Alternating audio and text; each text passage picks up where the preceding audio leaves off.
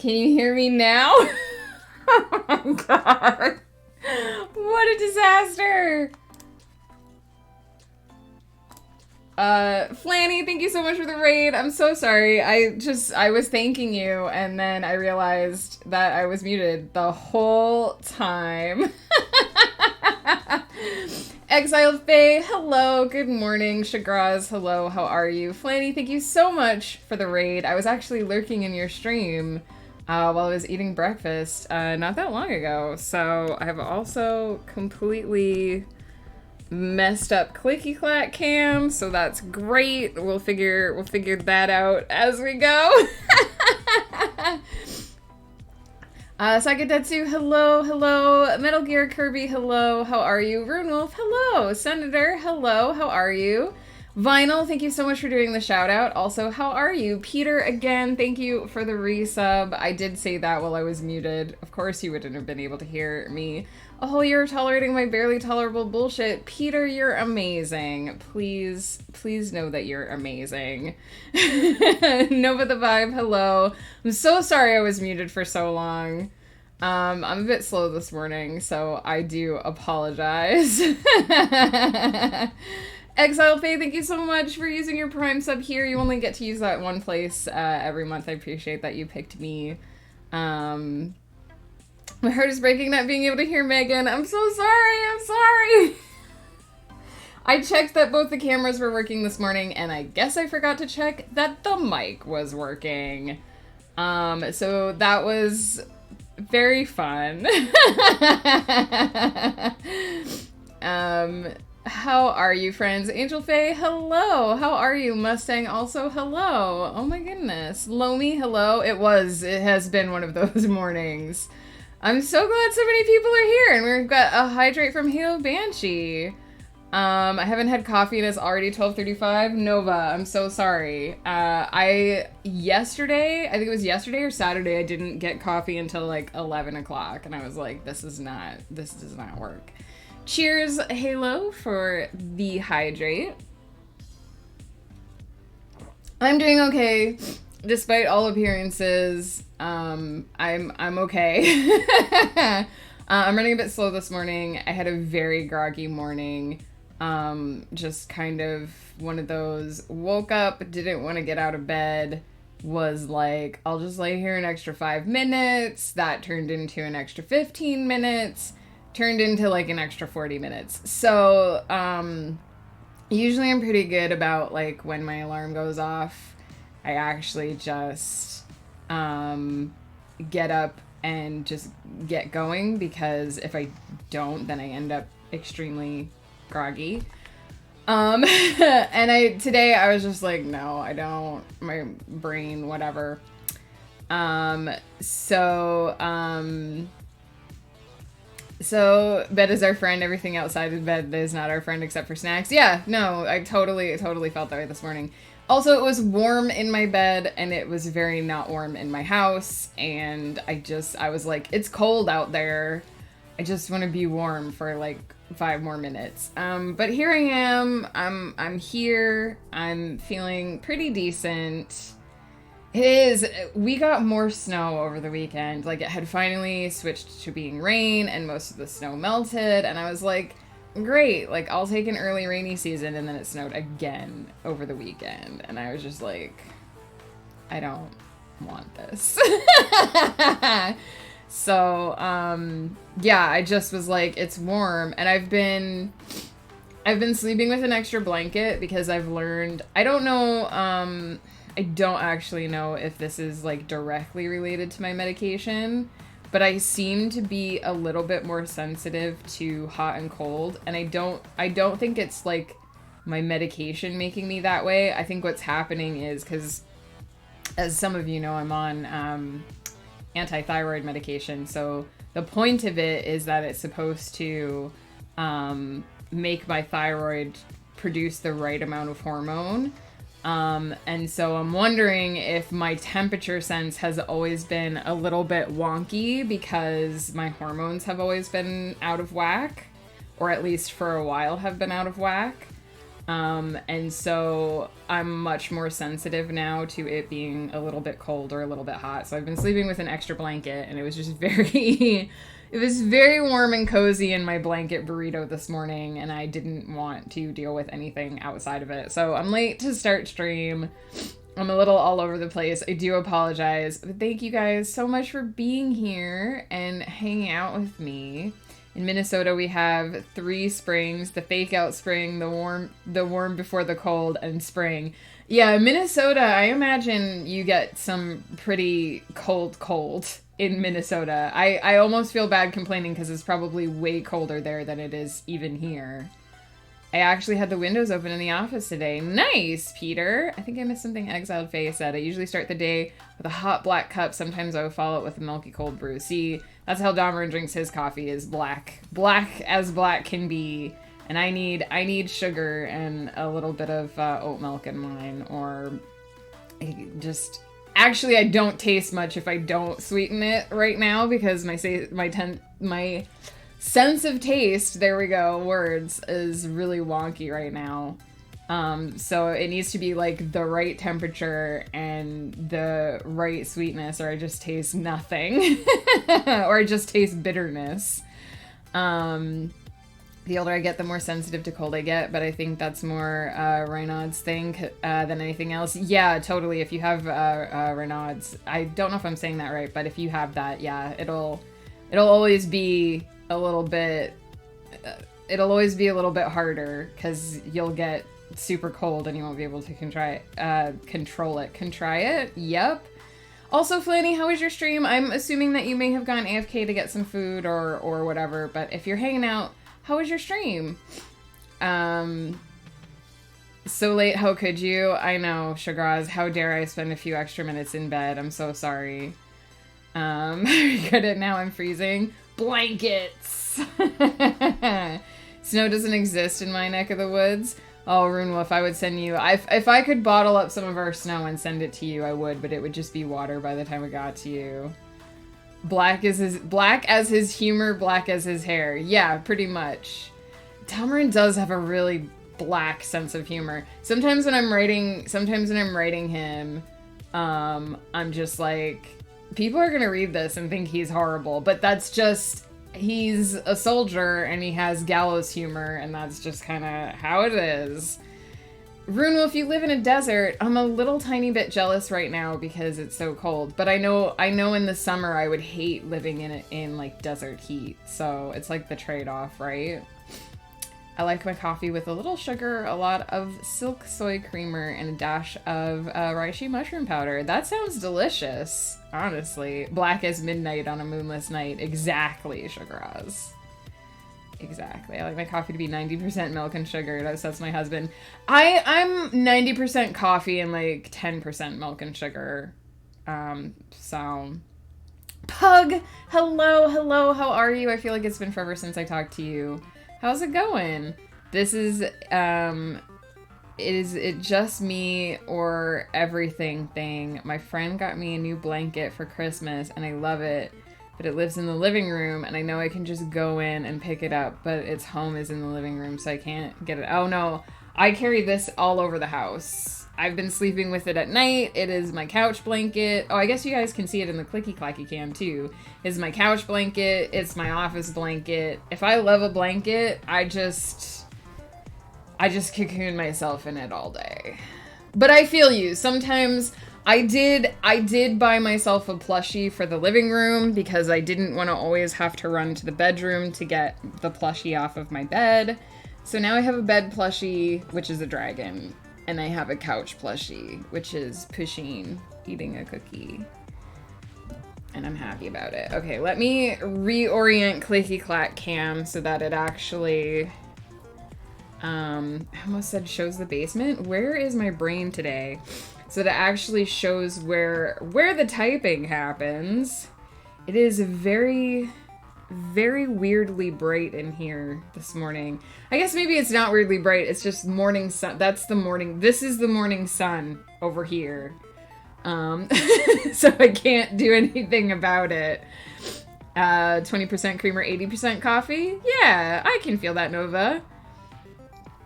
Pugworth knows the way of the Mandalorians. Pug does know the way. He knows the best ways. Harjamano, hello. Sute Sai, good in cold weather. I'm not sure what that is. Peppermint hot chocolate is like the only thing I like mint in. I've talked before about how I don't really like mint. If the mint is in peppermint hot chocolate, then I'm on board. It's like the one time that I'm on board. My husband is also a peppermint hot chocolate enjoyer. Peter, I'm 90% milk, 70% sugar, at least 50% coffee, and then it all comes together in a mess. Yeah, then well, if you're using a French press, then, hang on, I have to blow my nose, I apologize. I'm so all over the place this morning. Lomi, better get back to writing. I feel you, I need to get started on writing. As you can see, I've finally opened a folder.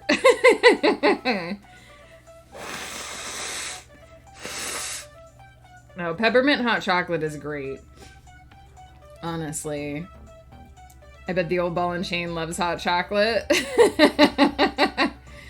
When I was doing a later shift at a radio station, I took a great pleasure in using as many spoons of sugar and coffee and as much milk as I could. Did you just make yourself like 4 mugs of coffee at a time, Peter, and just like array them across your desk? In my world, hot coffee needs nothing put in it. Espresso gets foam, iced coffee, cold brew, you can go wild with.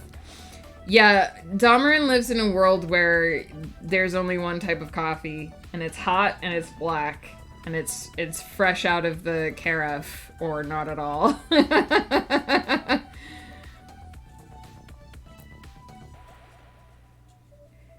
You don't think Kali would ever drink boba? Black tea, butter, salt, fermented mare's milk. Interesting. I never heard of that before. That sounds very, very interesting. Sorry, I was blowing my nose. I'm back now. I did buy a mug warmer. It has been amazing. I have one too.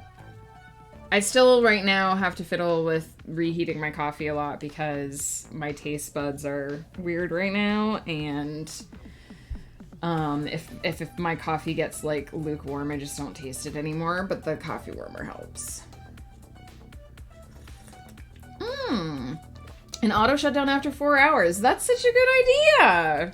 Mine does not auto shut down, but I'm very careful about making sure I check it. At one point, I had like 3 coffees on the mixing desk. 1 barely coffee, 1 colder coffee, 1 coffee so strong when I think about it, it still keeps me awake. They weren't paying me, so I took my equivalent out of using up all their supplies. Why weren't they paying you? What the hell? Especially because I hated the breakfast host, so I drank all their milk so the breakfast host wouldn't have any. I mean, sometimes you gotta do what you gotta do, but why weren't they paying you? Like, they shouldn't have been expecting you to work for them without pay, like... Alright. We're creating, you can't quite see it here because it's small, but I'm creating book 2. I'm creating a folder for book 2 of this series. First book was called Someone Suffering Child, and the second book is called Each One's Wayward Niece.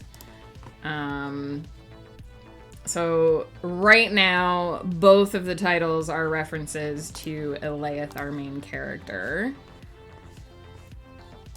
And I am gonna keep words small today because unfortunately the first couple chapters of this book are going to have spoilers of the last couple of chapters of the first book, which we did try to keep off camera just so that there's a little bit of mystery involved. But let me save, first and foremost, I always save my documents so that I don't lose them and or forget and or not get my work saved. That was a really awkward way of saying that. Save your work, friends. Each One's Wayward Niece. There we go. And then we've got a file that just appeared right there and it's ready to go. And then I'm just going to, I usually just go and copy like the first bit of style stuff. I should actually copy it from the first draft because I put more formatting in my second. Ooh, that is the really old version. We don't want that. Did I not...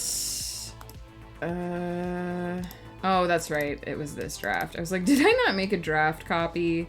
I did. I forgot that there was like a ultra old version of this one.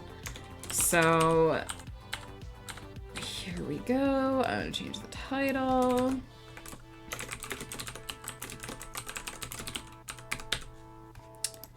Excellent. And then we've got a file.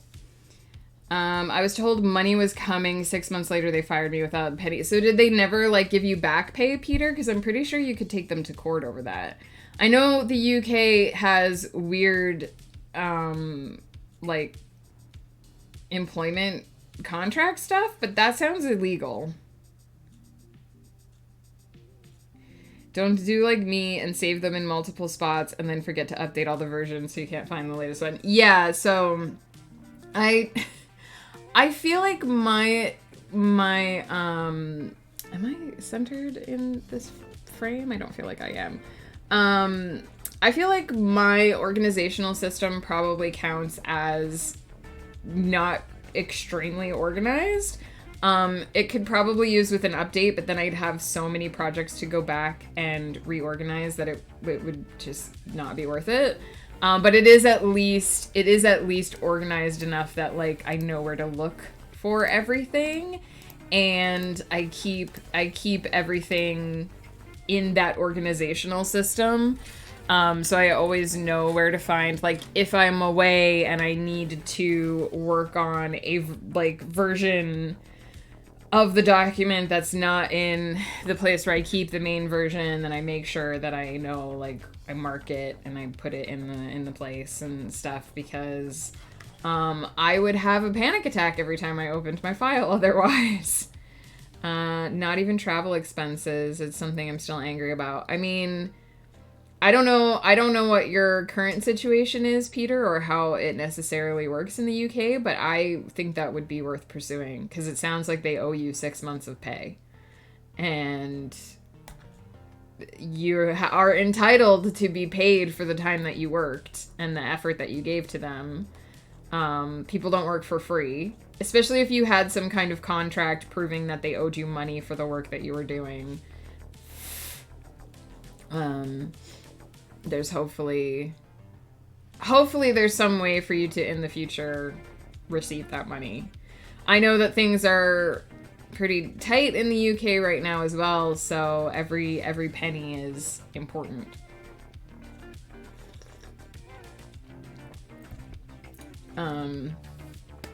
But anyway, not to switch subjects or anything, because I know that's not a small thing.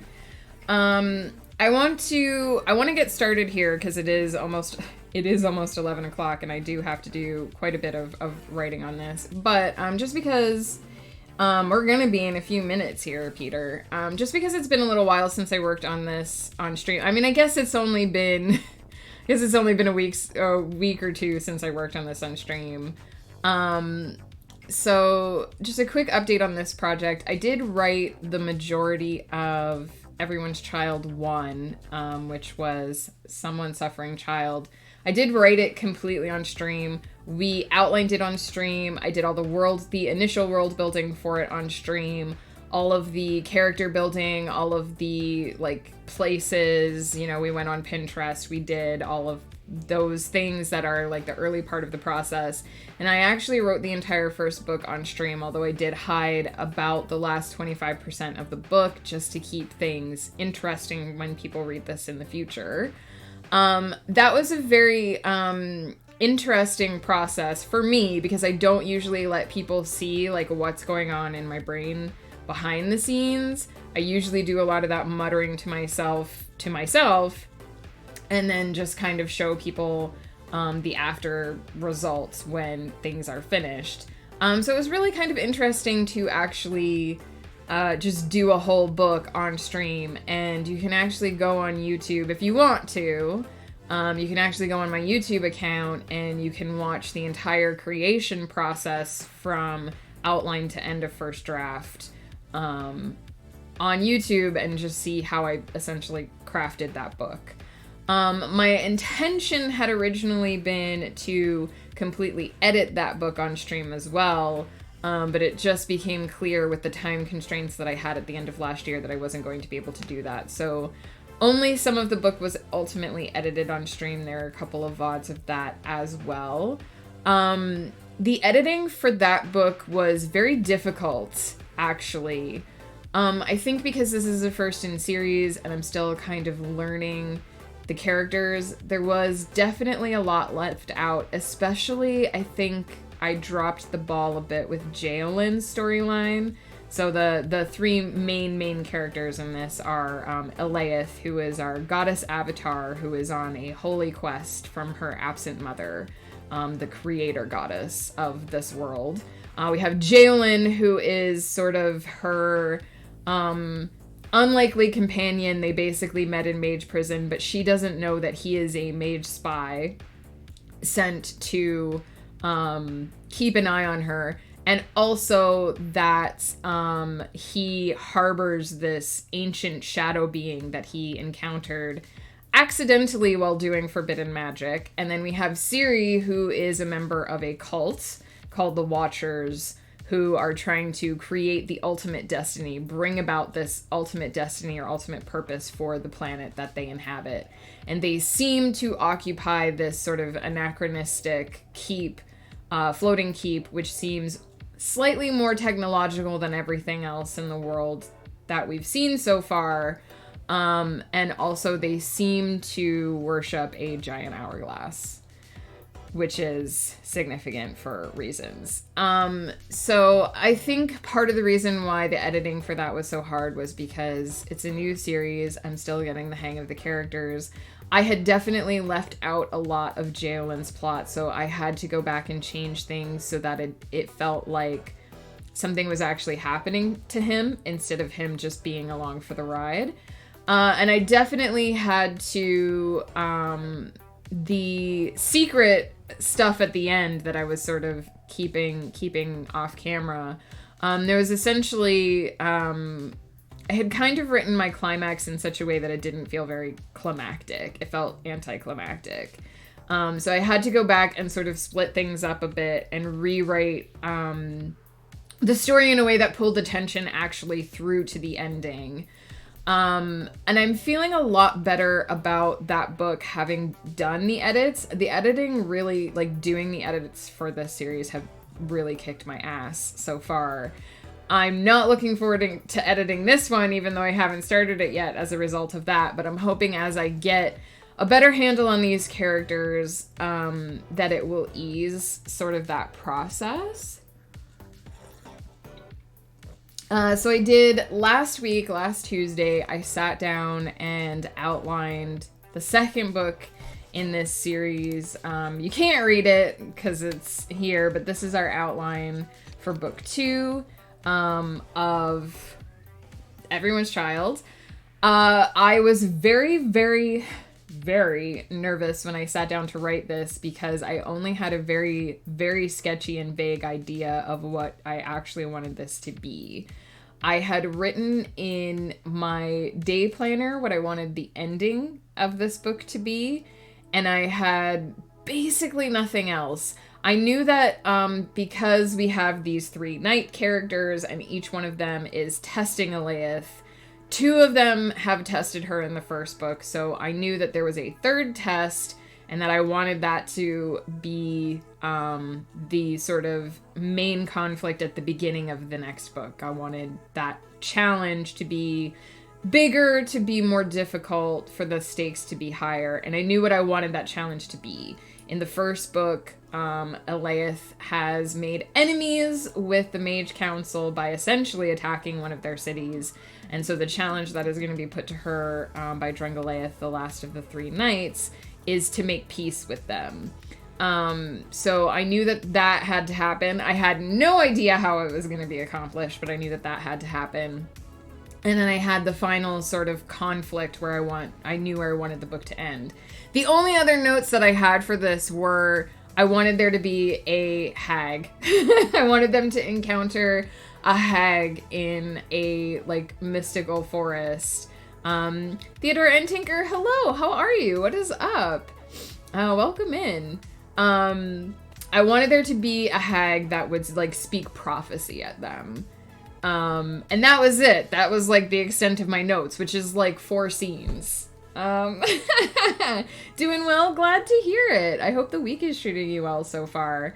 I'm just catching everybody up a little bit on what I've been doing with this project off camera. So I had a very, very little idea of what this book was going to be, and I was very nervous that I was going to write out my ideas for it and just have a bunch of gaping holes and have no idea what to do with them.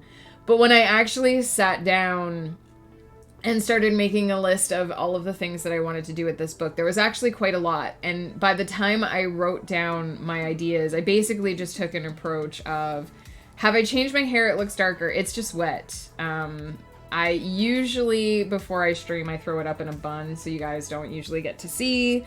But it is, also this camera is just darker in general. This is Ghost's camera that I stole.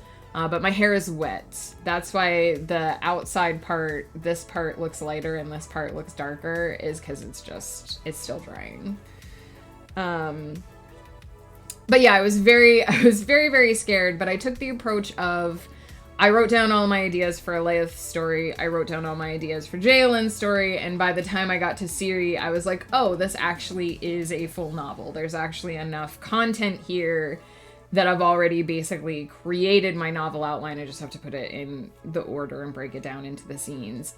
So I'm much more optimistic now that this is actually going to be an interesting novel. I'm hoping I feel a little cobwebby this morning, thought-wise, so I'm hoping I can sort of shake that off a little bit and dig into this and really get a foothold on it. But it's a first draft, so if it's a flaming dumpster fire, it's a flaming dumpster fire. That is what it is. That's kind of how I write. I have flashes of a few scenes, and I have to trog through the wilderness to get to each one, after which point I kind of have an idea of what the ending should be, but it can still surprise me. Yeah, totally. That's kind of my outlining method, is just jot down everything that I know that I want to have happen and fill in the blanks. And sometimes the blanks are like, whoa, okay, why did I think this would make a novel? And sometimes the blanks are like, oh, okay, I actually just need to move them from this place to another, and that won't be hard. You have worries about not having enough story for a book. I always have to hope everything will fit. So I swing in both directions, honestly. So with Aravalia Chronicles, I always worry that there is too much, because those characters have been kicking around in my head for, I don't know, 15, 20 years, and they don't shut up. So trying to fit their story into the books that I have, like the number of books that I have set aside for them, which is considerable, is still difficult. But this was a smaller idea, and it's something that I've really only been developing for a couple of years. I kind of like to have it both ways. I kind of like the challenge of, hey, this is a long, complicated, tangled story that I've been weaving for a while. And I also like the challenge of, I dropped myself into the middle of this. What is the story? Where are these characters going? I like that everyone's child is a little bit more seat of my pants, because it keeps me fresh in a lot of ways. I have one story that has grown into 5 books. Oh gosh, I feel that. Theodore, I have the same. I have characters that are like, here's my story. Here's the rest of it. No, seriously, here's more. And I'm like, I just thought this book would be finished forever ago. But I like having both. I like having that seat of my pants, wild feeling, like this story is barely contained. I'm just learning it and just getting it on the page at the same time. And I like that long thought out, sober, ECC Books, hello, how are you? How was your stream? I cannot type this morning, apparently. I was so worried that I put too many C's in that shout out. Hey Daz, how are you? Vegan Atheist Coral, hello. How are you guys? We're just about to get started on our first sprint because I'm just catching everyone up on this particular project. So yeah, I like, this is, I don't necessarily want to say one is my fun project and one is my serious project because they're both fun and serious in different ways. But I definitely feel like one is a lot more in my control and a lot more I understand those characters inside and out because I'm writing a book 12, which is like I've been with those characters for several years. I know who they are, I know what they're doing, I know what their voices are, and then I have a book 2 that I'm just starting today with characters who are still very new to me and very volatile in that I don't know exactly what they're going to do and I don't know exactly how they're going to react to a situation, and I'm still learning. I'm sort of filling out this world as they go through it, right? So it's almost like a coloring book page that I'm sort of filling in as I go. And I like that feeling too. I like that wildness. I like that challenge. And it keeps me fresh being able to switch between the two. So I always have 2 projects going on. Sometimes the difference between them isn't as stark. Like sometimes I do, like if I'm doing 2 late series books, then obviously I have a much better idea of, you know, what I'm doing in each one. But right now I feel like I'm very much switching between, I get this, I understand these people, and who are you, what are you doing? And it keeps me on the edge of my seat, which I do like. I do like. I have to free my iPad from the tangle of, oh gosh. I'm knocking everything over. I have to free my iPad from the tangle of stuff. Hang on. Sorry, I've knocked everything over. This is just how my morning has been. Okay. I'll fix the clicky clacky cam in a second, guys. I'm so sorry.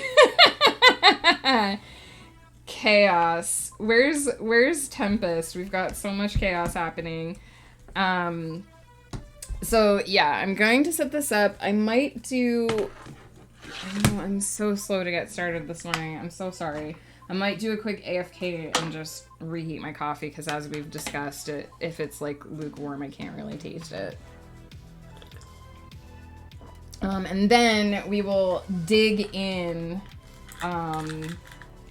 to these. I'd like to do a scene and a half today, so we'll dig into it. I am kind of doing a mirror of, if you guys remember when we started writing the first book, Elaith was essentially, the first book opened with Elaith walking down a street and she was being attacked by the Mage Council, who were essentially trying to teleport her somewhere against her will. And she was being observed by one of the other main characters, Ciri, who was sort of in the shadows, concealed by her magic, sort of watching this play out and commenting on the players that were involved. And so we're doing kind of a mirror of that, where we're starting out with Elaith in a new situation. Things are going well for her this time because she's passed some of the tests that were set to her by her new guardians and companions.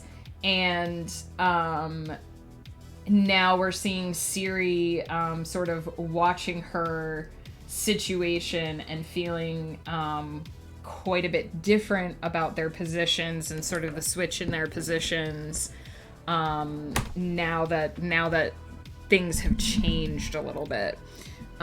So I like doing stuff like that. There's a synergy to it. I'm just trying to get you guys to where you're going to be able to see Is that a good clicky clacky view? You guys can see my fingers on the keys, my fingies. Okay, I'm just going to do that very quick coffee refresh, and then we are going to hit the ground running, hopefully. When I wrote the first scene for the first book, I remember I struggle bust through the first sprint quite hardcore. So I'd like to hit the ground running. We'll see how that actually goes. But fingers and toes crossed. That it works pretty well. I won't even go into BRB mode. I'm just gonna leave it up because this is a very, very quick break, and I will be right back.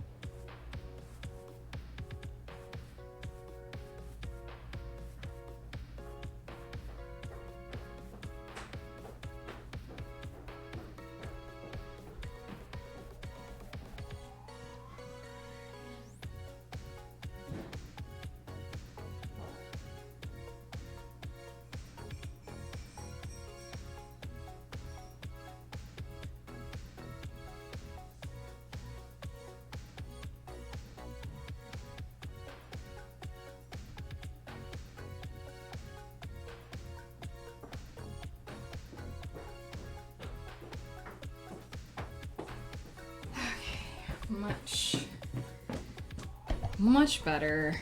Much better. Alright.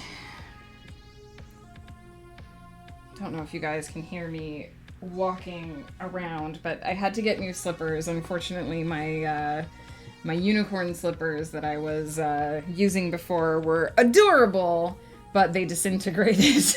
The bottoms of them just... because I ended up having to buy them in August, the bottoms of them just sort of disintegrated, so I bought sturdier slippers, but now I kind of sound like a horse clip-clopping around the house, so...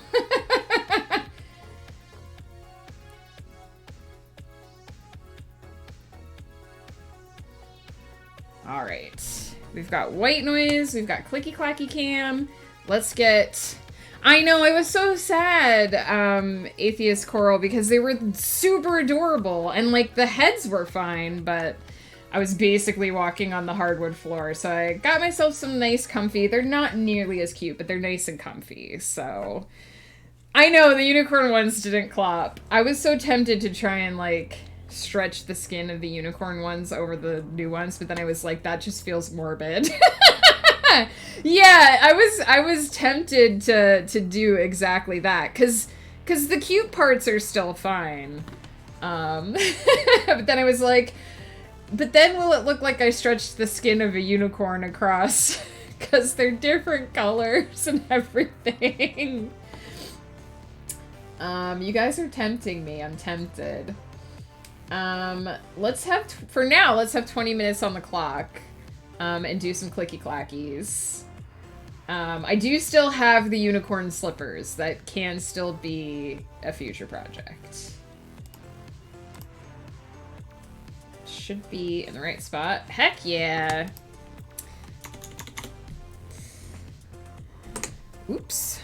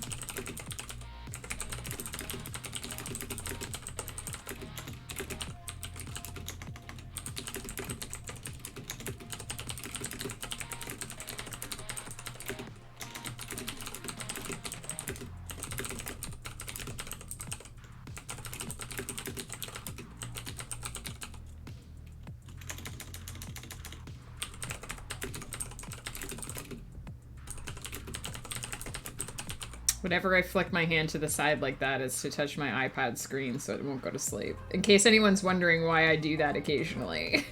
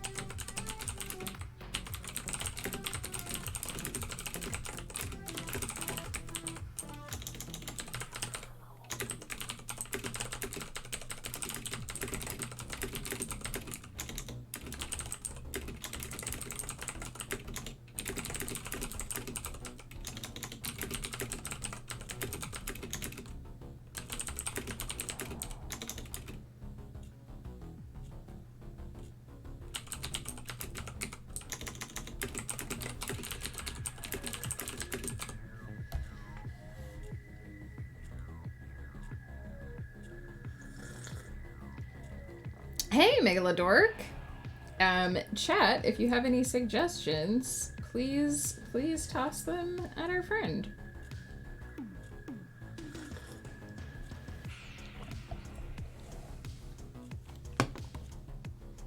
I assume people will be more talkative at the end of the sprint, but...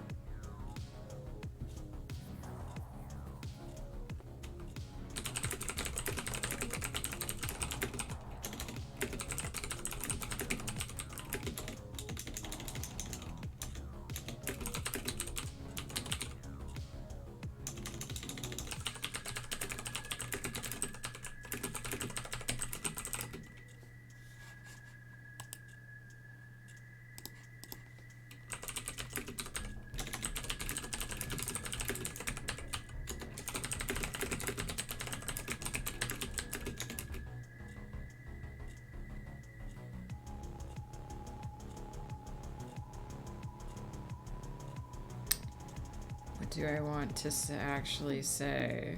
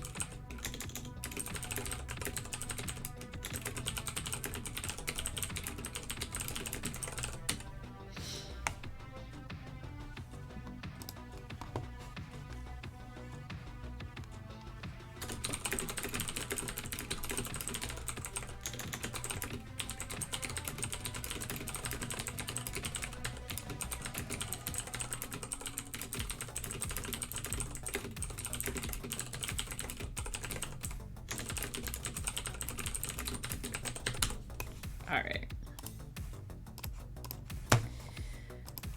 Whew, 1,174 words. So that is pretty good for a first run at this book. Pretty happy with that. So developing these vampiric beings, I'm choosing to move away from the classic sun weakness. They are evil spirits tied to the moon. So they're like demons, vampires, werewolves, and zombies. The bloodline is a vampiric race from the line of one of the leaders of the Illumines who sold his soul to the moon deity to win a battle at sea. Interesting. Because of him, evil was brought into the world. So he's sort of like Pandora. And now the solar deity must weigh the hearts of the people to determine who is good and bad. Cool. Theodore, are you heading to bed? Take care. Thank you so much for hanging out. I'm sorry that I yammered for so long instead of doing as much productivity as we usually do. Ah, that was a nice. Here I was getting ready to wish you some good sleeps. I mean, still sleep well, but don't necessarily be in a rush. Yes, I'm very pleased. I don't know how many words I did in my first sprint on the first book, but I do distinctly remember that I wrote the first little bit and I was like, oh dear, this is not going as hoped. So this is a good solid start. I am happy with it.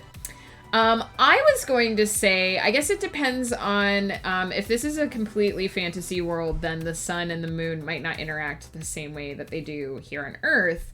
But if they are related to the moon and the moon has phases, then perhaps their powers crest and wane according to the phases of the moon. So they would be at their weakest and most vulnerable during the nights of the new moon when there's no moon in the sky, and they would be strongest and most powerful on the nights of the full moon, when the moon is brightest and most dominant. And you could also say the same about perigee and apogee. So when the moon is closest in its orbit to the planet, that would also strengthen the power marginally. And when the moon is farthest from the planet in its orbit, that would perhaps weaken them as well. So that would be something cool that you could play with. You could also say that maybe different types of powers are dominant at different phases of the moon. So perhaps when the moon is waxing, they have certain types of abilities or certain types of powers that they're able to more easily access. And when the moon is waning, it could be the same thing. Instead of you wouldn't necessarily have to make everything weaker during the waning process. It could be that certain types of magic work best during the waxing moon and certain work best during the waning moon. There's so many possibilities when it comes to being tied to the moon, because the moon does have so many different, I guess I shouldn't call it mechanics. It's not like someone sat down and was like, this is how moons work. But there are so many different things involved in how moons work, and especially if this is aspects. That's the perfect word. Thank you, Theodore. And also, if this is a fantasy world, like I said, is there more than one moon? Is the fact that there's more than one moon related to, are these deities related to all of the moons or just one specific moon? Are there different factions that are related with each moon? And they take power precedent based on which moon is fullest at the time. Like, there are so many different directions you could go with that. If the moon is eclipsing the sun, are they like ultra powerful for that time period during the eclipse, right? The moon raises them from the dead on a solar eclipse. Yeah, see? Exactly. Still have quite a few hours ahead of me. Glad to hear it, Theodore. I don't know what time it is for you, but it's quite morning here still. It's only 11:38, so they stay alive until they do something to send them to the grave. Very interesting. Yeah, I'm totally into the idea of like evil spirits who are based around the moon. Only 2 hours ahead of me? Nice.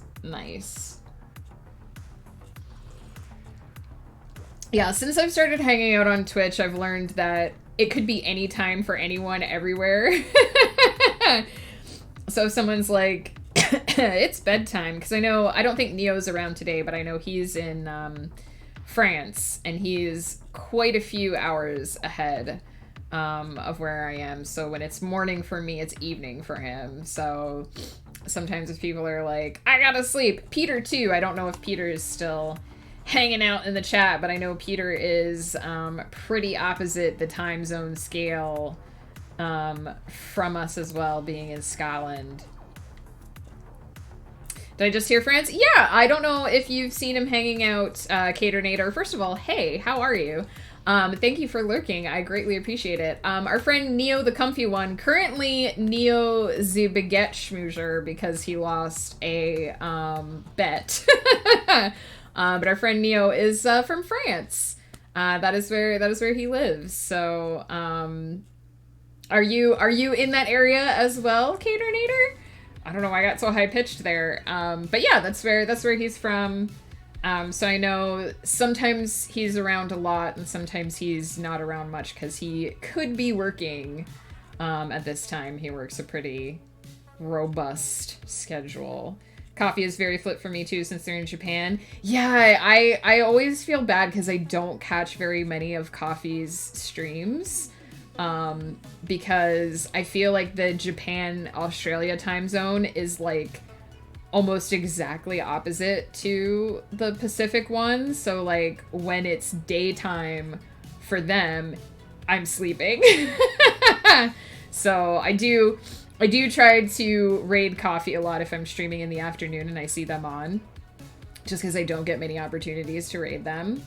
You're in France also, Caternator. That's awesome. I'm not sure what area of France Neo is in, but yeah, he is in France. And he apparently, when he comes on our Twitch, he gets really weird baguette ads that he hates. But we never see them because they're French ads. Need to go back to France. My BFF for life moved there 15, 20 years ago. Last time I visited was 11 years. I've yet to be to France. It's one of the places I really want to go. My husband has been there. I've had friends that have been there. They all say amazing things about their experiences in France. So I would love to go. I would love to experience it for myself. I feel like I will have trouble eating there, though, because I'm pretty sure in France they just put butter in everything. And I'm lactose intolerant, so I feel like I'm gonna have to be prepared for the food in France, but I've heard good things. I would just love to see the countryside, and the architecture and the art and stuff as well, because I've heard... Case of Lactaid. Yeah, well, the problem is too, though, and I've just recently run into this problem. If you're lactose intolerant, it depends on your sensitivity level. But I can take Lactaid pills and I can still eat dairy 90% of the time. But if I over time eat too much, like in a compressed period of time, I can still have a reaction to that. And I've been sort of recovering from overeating dairy recently. The cheese is going to be the hardest part, I think, too. Like, because cheese is so good, and the best cheese is in France. According to my husband, who's a cheese fanatic. So yeah, it would be tough. It would be tough. But I do want to go someday. Kind of a night owl, so I'm pulling late nights as they're doing their morning stream. Oh yeah, that makes total sense. I've had to sort of adjust. I'm a night owl too, but I've had to adjust my schedule because my husband is a teacher. So if I keep my regular nighttime, like, schedule, we would just never see each other because I would just be sleeping or working through the time he's home. So I've kind of had to learn to have a normal schedule. I'm in the middle of nowhere, so it's unlikely he'd be from the same area. I genuinely don't know where Neo... I don't know the area where he's from. Oh my god, the food. Meh, the food. I'm doing pretty good, Megalodor. Got a slow start to the morning, in all honesty, but now that I've gotten a little bit of coffee in me, I've gotten a little bit of words onto the page, I'm feeling quite a bit better. Definitely feeling more awake and more like my brain is actually functioning. And I'm good to go. How are you? My niece is allergic to milk proteins. She isn't lactose intolerant. That I think would be much worse than just being lactose intolerant. Because if you're lactose intolerant, depending on your tolerance level, and because lactase is a thing, you can just take the protein. You can still eat. I can still eat dairy. I have to be careful about it. I have to sometimes lay off of it. But I can still eat and enjoy dairy. If you're allergic to milk, you can't. You can't eat anything that has milk in it, and that sucks because milk is hiding in like everything. So that would be much, much worse. The cheese is everywhere. Butter in the Northwest, olive oil in the South. Oh, interesting. But the cheese is everywhere. So I should go to the South then, because I might be able to eat more of the food. The food at my house is meh because I'm half the people cooking. Oh no, Caternator! I know what you mean though. I feel like Ghost is so much of a better cook than me, because he cares more than I do. I like to eat, I don't like to cook. So I cook well enough to make good food, because I want to eat good food, but Ghost like goes that extra mile to do everything to get every inch of flavor out of something. And I think that makes him, he would dispute it, but I think that makes him a better cook than me. It was great because we found a vegan restaurant in Lyon, and I think they've gone out of business since, which is sad, but I hope that's not a sign that I won't find any next time. Yeah, maybe there's a new cool place. Darn normal schedules. I know, I'm very, very, like, if Ghost isn't around and I just let my natural, like, biorhythm take over, my most awake time is like between 12 o'clock and 3 o'clock, right? So just go to bed at like 3:30 every morning and wake up at like 10:30 in the morning. And I could have a normal schedule that worked for me, like a normal for me schedule that worked that way. And I know my friend Flutter is like that. That's like her normal schedule. But it would mean that, like, the time that Ghost Pepper is home from work, I would be otherwise occupied, and we would just not see each other very much, so I have adjusted my schedule, and I actually do sleep a lot better at night now. I've gotten to a point where I kind of sleep better at night, so it works. It's a sign of how much I love him that I'm willing to do the normal schedule thing. I've worked retail or my own business most of my adult life. What is a normal schedule? I think people default to thinking 9 to 5 is the normal schedule, but I think any schedule that works for you, anything that feels normal for you, is normal. But I have kind of, I guess I should say I've had to change my schedule to be like his schedule, because he can't change his schedule. So I change my schedule instead. I believe evolutionarily we all have different schedules for a reason. Absolutely. Like Flutter and I'm gonna do another sprint here in a second, but Flutter and I have talked about this a lot. Like probably back in ye oldie times, those of us who are like night owls were like the night watch people.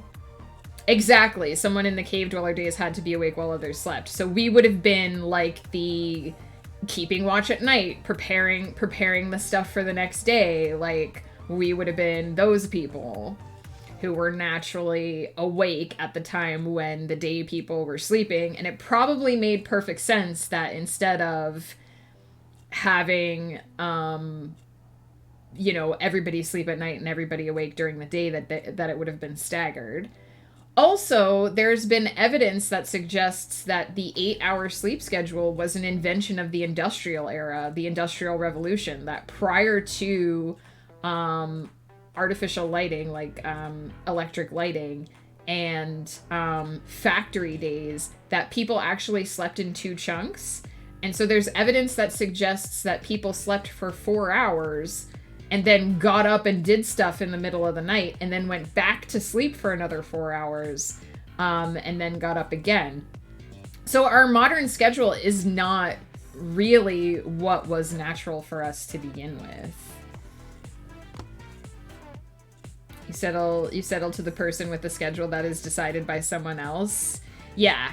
I mean, I'm very fortunate to be able to write full-time, and I have a lot of control over my day and my schedule and whatnot, and Ghost Pepper just doesn't have that. So, you know, it works. It was rough for me at first, but it works for me now.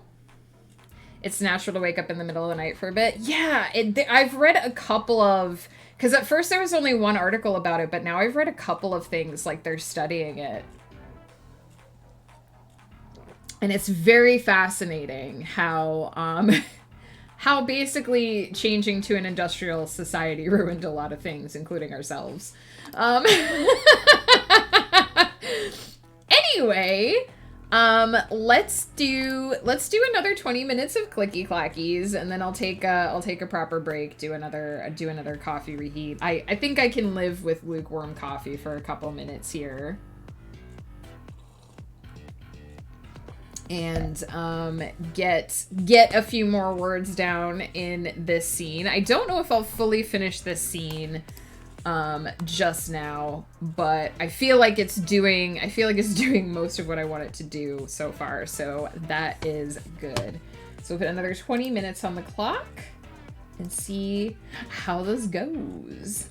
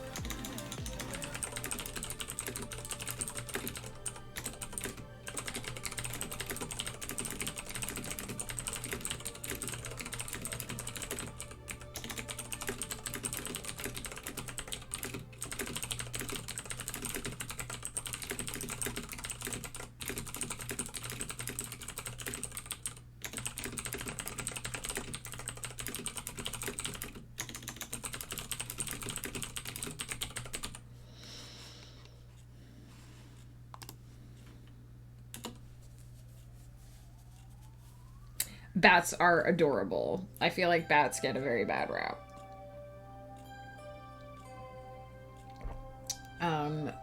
One of our tenants who no longer lives downstairs, but one of our tenants who did live down there had a string of lights that they put up outside that had little, like, almost like little cages around the lights.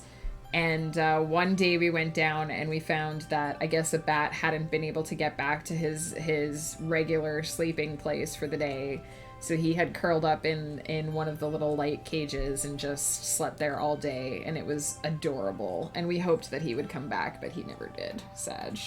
He probably had a much better place to live, and that was just, he was just visiting, but he was super cute.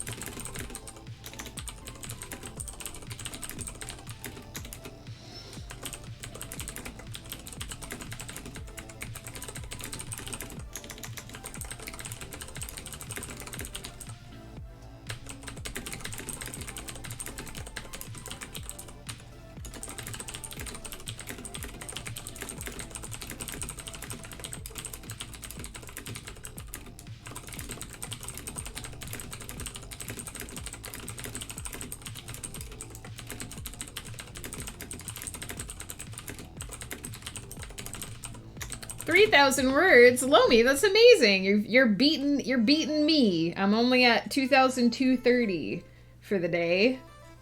So fars.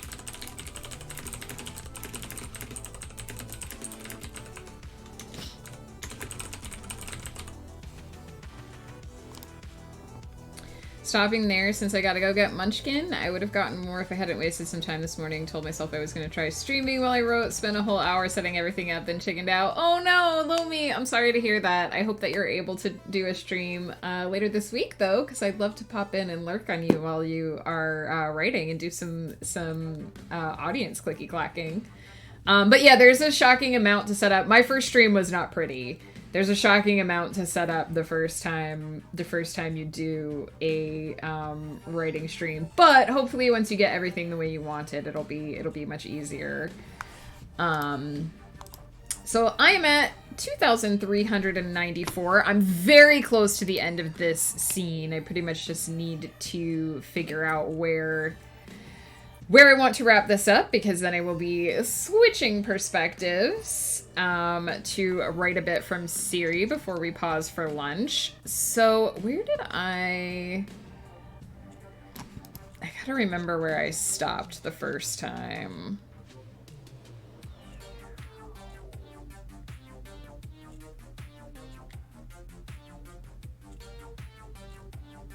I think I started here. Is this where I stopped last time? No. That's...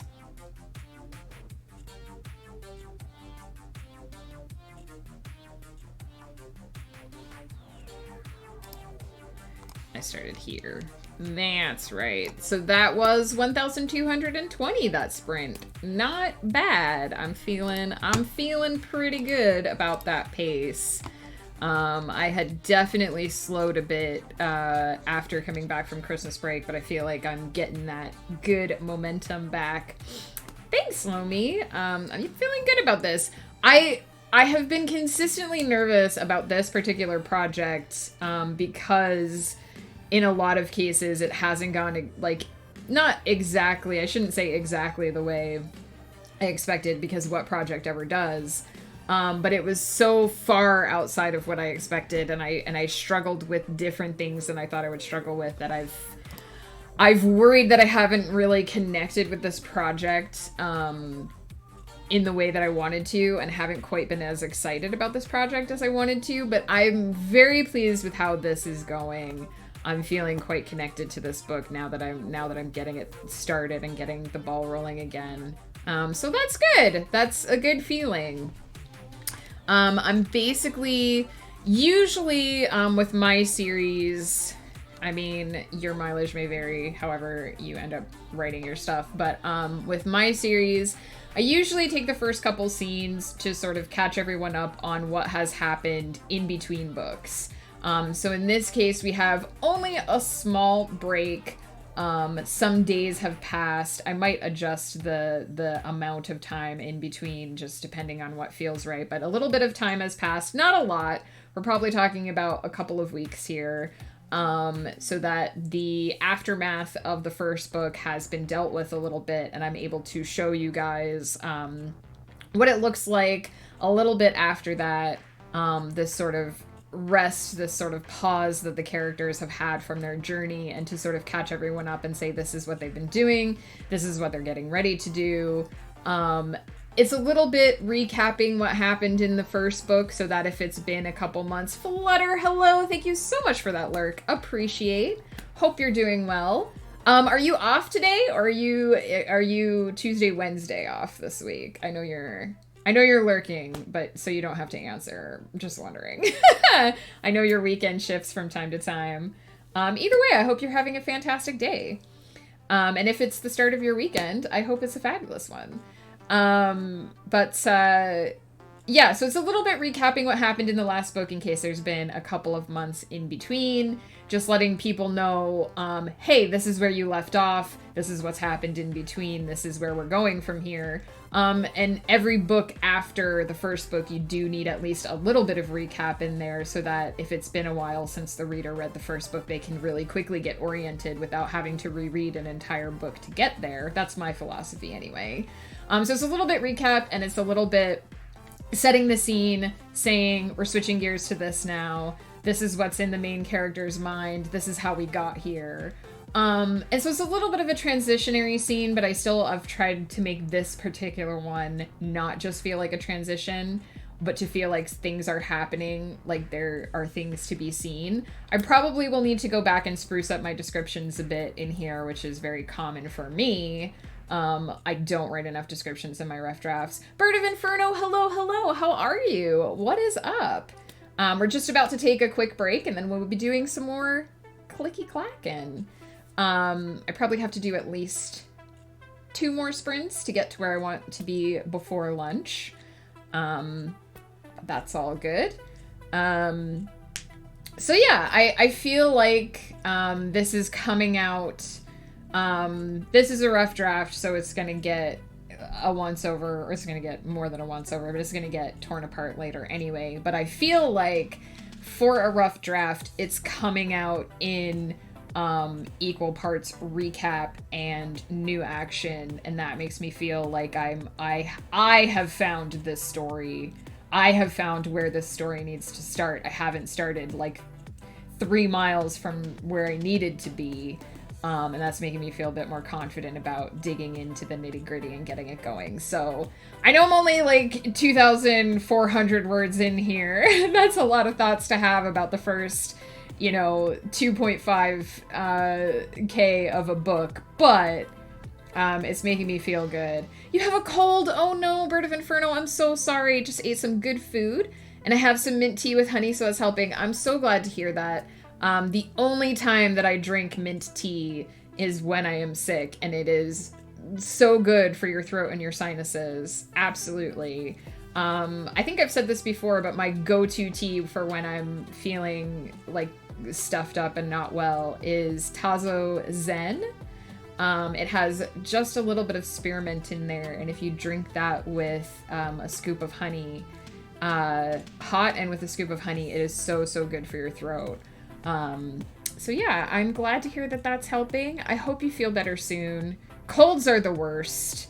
I feel like, I guess I shouldn't say colds are the worst. There's a lot of sickness that's worse than colds, but I feel like colds stick around. And the last couple symptoms, that head coldy, stuffed up, garbage blah from colds always sticks around like stupidly long. So I'm wishing you a recovery that does not have a lot of cold gunk. Yeah, I always keep Zen in the house for when I'm not feeling it. I have other green teas and mint teas and all that kind of stuff, but I usually don't drink a lot of minty tea unless I'm not feeling well. And then I want that mint to get in there and help open everything up and it's also just soothing, like when you have a sore throat or when you're stuffed up and and your face feels swollen. There's just something soothing about mint in those situations. I don't tend to be a big on minty flavor, minty, not like mint tea. I don't tend to be a big mint flavor person outside of when I'm not feeling well. But when I'm not feeling well, man, give me all the mint. I like mint flavors when I'm not sick too, but it does hit differently when I feel yucky. Yeah, exactly. It's frustrating too, like if you're not feeling well and you just haven't felt like eating, and you don't feel like flavors come through. Like mint is nice and strong, so it's good to have that. But it always feels good when you can start to like taste and enjoy food again. Back from the dentist, Mustang. I hope it went well. The writing's going really well. We've done 2,394. I've done 2,394 words so far. And I'm feeling really good about them. So good opening, good solid start to this book. I am going to take this 2 to 3 minute break. Just because I do want to keep... I talked a lot at the beginning of stream, so I do want to keep the ball rolling a little bit. Yeah, I want to just take a quick break, get my coffee hot again, because it's basically gone cold. The warmer can only do so much. Also, I saw you're working today, Flutter. Good luck. I hope it's a good shift. I hope that means tomorrow is the start of your weekend. Gonna lurk, heading back to my own writing. Good luck to you too, Mustang. I'm glad that you're gonna be doing some writing with me. Pre-made some delicious and flavorful meals on the weekend, so thankfully I had that to eat. Oh, nice. It's always a lifesaver. I try to keep certain things. This is gonna sound really stupid / weird. But when I am getting my really bad back cramps, which happen once a month, which are probably gonna happen this week, which is why I'm gonna disappear into the ether later this week, I always keep in the house just the cheapest not quite the cheapest, crappiest ramen, but like cheap, crappy ramen, like dollar ramen. I can afford to get the good stuff, but I get dollar ramen and I keep it in the house for when I'm feeling just crampy and miserable, because I can make it in 3 minutes. It has just enough flavor to like satisfy me when I'm feeling meh. And I don't know, there's something nostalgic. I think because I grew up on like cheap, crappy ramen, there's something nostalgic about it. So it's like comfort, flavor, and low effort. Because I don't want to spend a lot of time or effort on something when I'm not feeling well. And I can just put it, exactly, I can just throw it together. It gets me through. So I always keep that in the house for when I'm not feeling well. And it's perfect. Because any other time I don't eat that ramen, like my husband actually makes really good, delicious ramen, that we eat like all the other time. But when I'm feeling crappy, I just want throw together 3-minute ramen, and it's so perfect every time.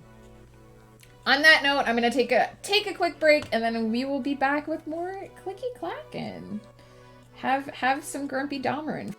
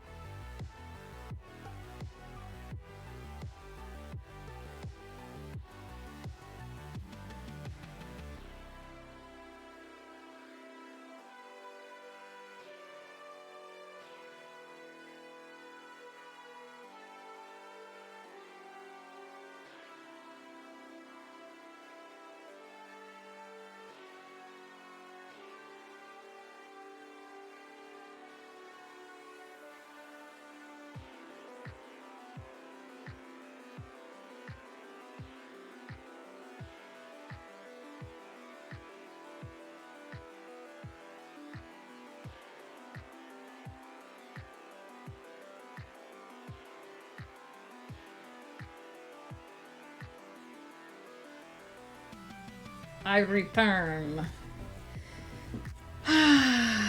Sorry, I also had to check because I'm expecting a couple of packages today.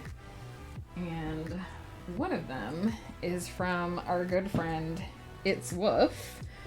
And might just have an octopus hat that he spent a couple months making for me in it. Can't confirm or deny, but that should be happening soon, and when it arrives, there will probably be a new redeem on the stream. So look forward to that, because I certainly am. Also, I'm expecting a delivery of a special cross-stitch kit that is going to be, the final result is going to be for our good friend Vinyl Stencil. So I don't know if she's still lurking. I don't remember if I told her that I was getting her this. I remember I told her husband I was getting her this. But I have ordered a really cute little cross stitch that involves art and tea for our good friend Vinyl Stencil that I'm hoping will arrive today. I was hoping to open it on stream, but I don't think it's going to get here before stream end, unfortunately. So I'll have to save it for possibly tomorrow. But I'm excited because I have almost finished the Beauty and the Beast cross stitch. I guess I should be showing these if I'm talking about them. Hang on, I grab them. I'm almost finished with the Beauty and the Beast cross stitch, and I've gotten quite far in the horse one. So for anyone who is keeping track, this is for Flutter Die. So I just have to do there's more words. It says be brave, be strong. So the strong isn't on there yet, but I have to finish the words, and then I just have to do the back stitching for this. So I'm going to be starting that in February, and hopefully possibly finishing this in February. And then I can't show the full thing because it's in the hoop still, but this is the horse for Woof that I've been working on, and you can see I've gotten a bunch of the feathers and the horse body in there and a bunch of the hair. So I'm about to take a break from this one and go back to the Beauty and the Beast. But that is coming along quite well. And so because I'm almost done with the Beauty and the Beast one, I'm going to start once I finish that, I'm going to work on the horse a little bit more, and then I'm going to start a special cross stitch for Vinyl Stencil. So I'm looking forward to that. And I definitely have not shared this, but I am kind of looking at cross-stitch kits that involve cute little owls for another friend of the stream. You can probably guess who. So that one's still a secret. Unless said person is lurking, then a little bit less of a secret now. But yeah, so there's a cross-stitch update for you guys. I'll try to take, once I pull the horse out of the hoop, because I use the same hoop for both the projects, so eventually, when I finish up the horse, which is almost done, with where I'm gonna stop next, when I pull it out of the hoop, I will take update pictures to put in the Discord, so that you guys can see how they both look outside of the hoop, and then I'll switch the hoop back over to the Beauty and the Beast one. But for now, I should have spent the time I was AFK thinking about how I was going to end this scene. I did not do that, so we're just going to throw ourselves in there. Let me check. It looks like the next bit is not the start of a new chapter. but a chapter break. So let me grab a chapter break just into my clipboard so that when it's time to do that, I can just, if I do it mid-sprint, I can just do it mid-sprint. And let's do another 20 minutes of clicky clacking and see how far we get.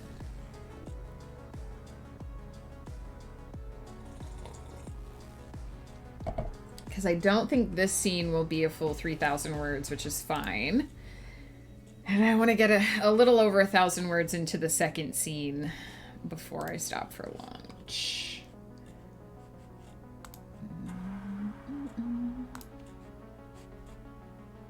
There we go. 20 more minutes.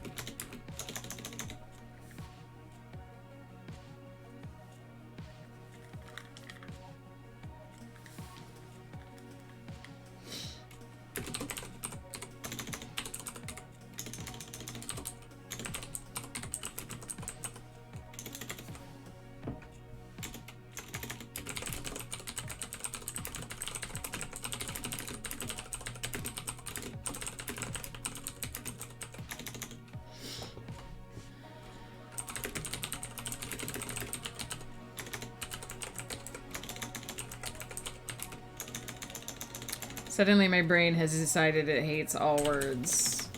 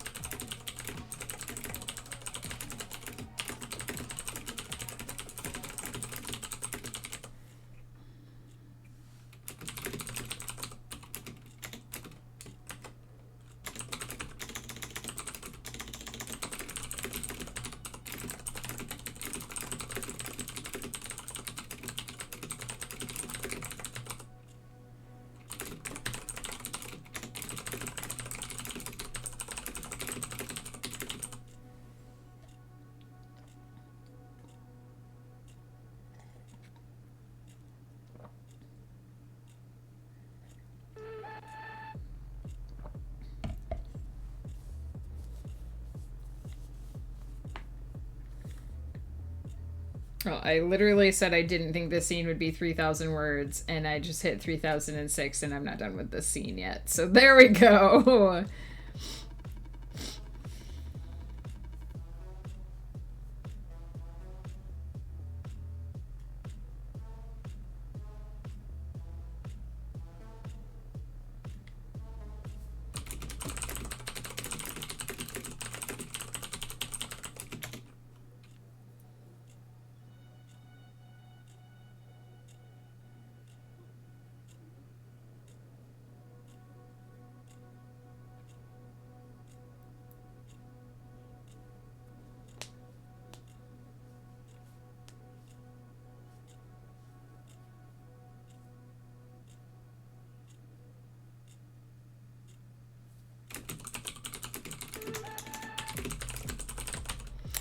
Entirely happy with that last sentence, but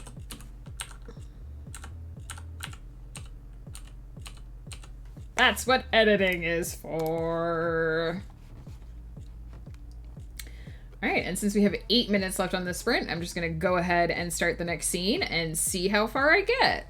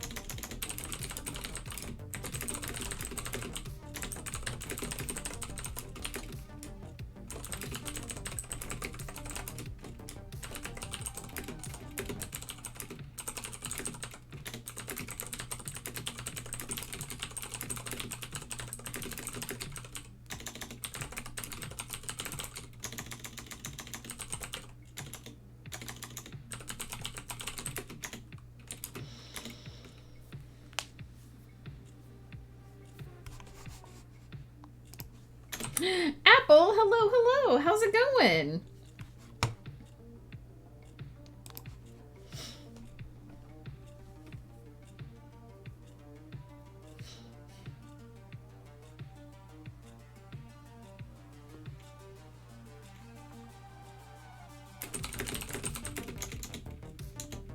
I'm doing pretty good. Got a slow start today, for sure, but it's going really well. Started this new book, and we're now 3,408 words in, so that feels pretty good.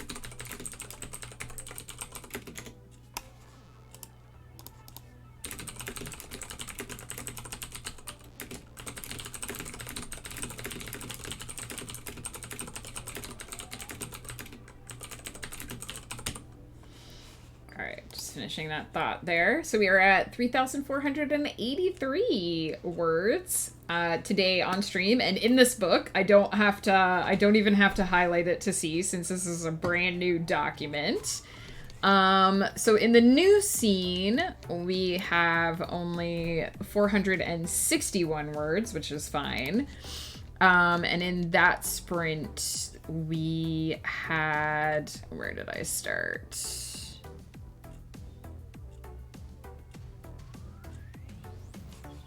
Here. So for that sprint total, we did 1,089 words, which is excellent since we switched scenes. And I believe this was like 3,008 words or so. 3,017 words for the first scene. I'm probably going to do one more sprint because I want to get at least 1,000 words in on this particular scene. But if we do one more sprint, I can still wrap up in time to grab some lunch here after that. And, yeah, so I think my stomach can hold off for another 20 minutes. Apple, I'm curious. I think you had mentioned classes. Did your classes start? Are you using the day planner? Is it helping you out? I'm so excited that you and Bart have the planners now. I'm really hoping that they help you guys the way they help me. I have mine right here, and I've been updating things as I go. So I just have, I don't know if you can really, just gonna want to cover that bit, but you can see I've got some stickers on there, some stuff that's been happening this month. And then I've got my It's very, I don't actually, if you guys are wondering why there's no Twitch schedule for this week, it's because I don't have a schedule for this week. On weeks when I know that I am going to be having cramps, let's just say, on weeks that I know I'm going to be having cramps, I don't make, so like this was last week's schedule. You can kind of see that I had filled everything out. But on weeks when I know that I'm gonna have, like, I'm gonna have to change my schedule midway through and I don't know what it's gonna look like, I just leave that page blank, because then I don't stress as much about the fact that my schedule is changing. And I just wait until I can make an actual schedule again. So, but I still wrote down a couple of goals for the week, so I still have, like, some direction, which is nice. Classes started last week. I hope they're going well. The journal has been super helpful, and I've been sticking with it. That's amazing. I'm so glad to hear that. Yeah, I really like, what I like about these is I feel like they have just enough, like, guidance in the various sections to sort of give you an idea of what to use it for, but it's also ambiguous enough that, you can change, everybody can use it differently, right? You can change what you're using each section for. I even sometimes cross out headings and just write in a different heading for a certain section because I want to use that section for something else. Or there are a couple places that I leave blank or don't really worry about. But yeah, I have spent, for anyone who's like, wow, you have a really, like, cool organization system, I've spent years developing it, because I used to, the reason why I leave something blank if I know that I'm gonna have, like, an upheaval in my schedule is I used to get really stressed out if I wrote something down and then had to change it. And so on weeks when I wasn't feeling well, I would be like, but I said I was going to do this and I wrote it down and I feel obligated to try and, like, live up to that. And finally I just had this one day where I was like, don't write it down. You won't stress about it. If the thing that you're stressing about is the fact that you made a commitment to do something, just don't do that. Just don't have that. Just have a really nebulous plan of what you want to do that week and just fill it in as you go. And I don't know why, but it relieved so much of my stress. So there are some weeks where I just don't have a schedule. 3 out of 4 weeks of the month, I do have a schedule. I write down what day I'm going to do something. I have a general idea of I'm going to wake up at this time, and at this time I'm going to do that, and at this time I'm going to do that. And then 1 week out of every 4, it's like the Wild West. I get to it when I get to it, and it gets written down after the fact. And that works for me. And I think that's like the cool thing about any kind of, because I think when you first start doing scheduling of any kind, or like a day planner or whatever, like a bullet journal, I think you can sometimes, people can feel obligated to do it a certain way, to follow another person's method, or to think that there's, like, a correct way to manage your day, or a correct, like, version of a schedule or whatever. You were kind of talking about that a little bit earlier. And I think the thing that is the key that takes so long to click is that it's all about what works for you. It doesn't matter how I do it. You know, Apple can do it her way, Bard can do it her way. Everybody can do it their own way, even if you're using the same template or the same tools. And it's all about finding the thing that works for you and doing it that way. So I don't know why it took me so long to figure that out. When I think about it, part of me is like, why wasn't that obvious? But it wasn't. It just wasn't obvious to me when I first started trying to do, like, scheduling and schedule tracking and stuff. So highly recommend finding the thing that just makes you happy and works for you, because it's very freeing. And I have that much less stress in my life by just being like, well, I just won't plan during that time. I'll just kind of have goals and do whatever. But if I do that on most weeks, if I just have goals and don't make a schedule on most weeks, then I won't get anything done because I'll just be all over the place. So it kind of works to have, for me, to have 3 really structured weeks and then 1 week where I'm like, okay, just focus as best you can and try to get through these things and figure it out later. I want their strength to be limited, but they wrestle lions for fun to give you a bit of insight on how strong they are. Wrestling lions sounds insanely dangerous, especially if this is like a fantasy society. So yeah, I definitely think that would make people think twice about messing with them. Oh my goodness.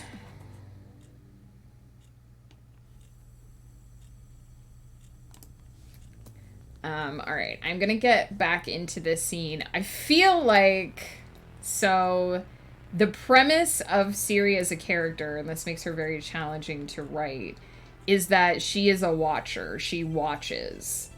And so this makes much of what I write from her perspective inherently passive. She's not taking a lot of action. She is watching other people act. And so that kind of makes many of the rough drafts of her scenes feel just info dumpy or like monologue-y, like internal monologue-y, which isn't the best. It's basically that whole adage about showing instead of telling. There's a lot of telling from Ciri's perspective and not as much showing as I would like in the rough drafts. And I stress in the rough drafts because if I spend a lot of time making this scene and I get to the end of it and I feel like it's very passive and there's not enough showing versus telling, I will fix that in edits. So this is one of those cases where I have to be a little bit okay with the imperfection of this scene because it's probably not going to come out the way I want it to the first time. And that's okay as long as I've got all the information in there that needs to be in there. I can go back and pretty it up later. Does it help if you think of whoever she's watching as the protagonist and her as the narrator? For me, not necessarily, because the way I sort of write my characters is to just sort of try and get to just kind of crawl into their head, which sounds very bad, but to just sort of tunnel my way into their brain and let their stream of consciousness flow around me. And so sometimes that works really well because some of my characters have a very developed sense of who they are and what they're doing at any given time, and some characters don't. And in this case, I think the problem is that Ciri's internal monologue is very strong, but she's literally just standing around watching. And so her stream of consciousness flows in a fractured manner, which is okay. I can't stress enough that that's okay. But I think it means that I have so much to keep track of during the initial writing of her scenes that I think, this might not happen, but I think what is likely to happen is she's just going to think about everything that's gone on in her life since the last book. And she's not really going to move around or do anything. So I will probably go back and fix that either by having more external action to switch between when I redo the scene, or by flashing back to things that she's actually done. I'm mostly bringing this up because it illustrates to me one of the things, at least about my method of writing, which is I just try to dump everything onto the page the first time and tell the story and then come back and fix it later. And so I've had to learn to accept a certain amount of imperfection in my writing. There's a fuzz floating in front of my face. I've had to learn to accept a certain amount of imperfection in my work in order to do that. Right now, to me, in my brain, the story is whatever Ciri is thinking about. But to translate that to a reader, it would be very boring to just have 3 or 4 pages of a character's internal monologue. So for now, I'm going to let her internal monologue take control and drive the car and go wherever, meander down whatever dirt road it wants to. But at some point, I'm going to have to come back and turn the car around and get on the highway for a little bit so that people can actually see what's happening, if that makes sense. I don't know if that even works as a metaphor, but that's what I'm sticking with, I guess. Now, it might not happen that way.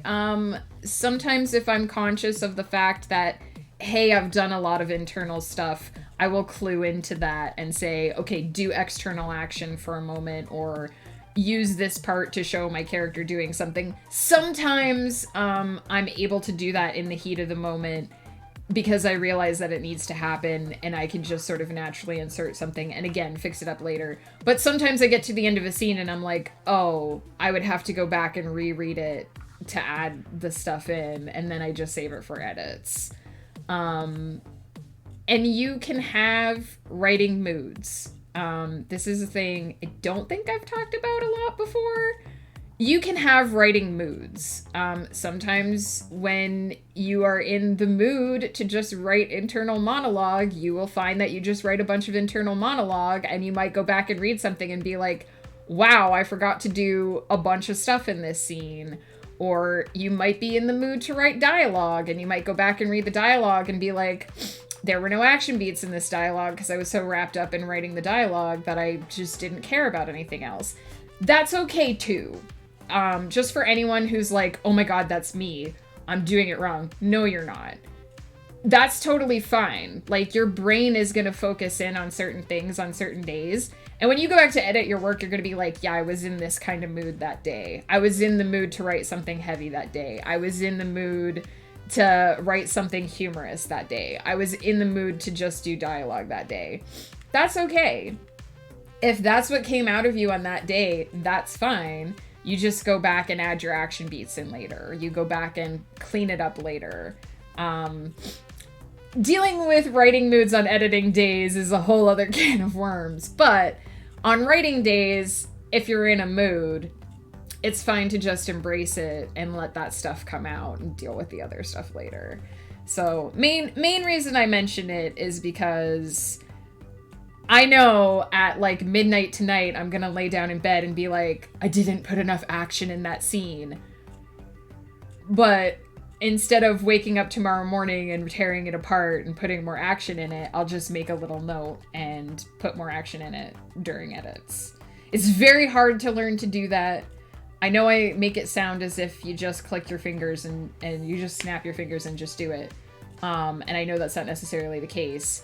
But that's the main reason I mention it, is because I have learned to make myself comfortable with that discomfort of that scene did not come out perfectly. And so I am kind of bracing because I know that that's likely to happen with this scene. I need to blow my nose again. I apologize. And then we will do, I promised another round of clicky clackies. I will do another round of clicky clackies. And then I will get food.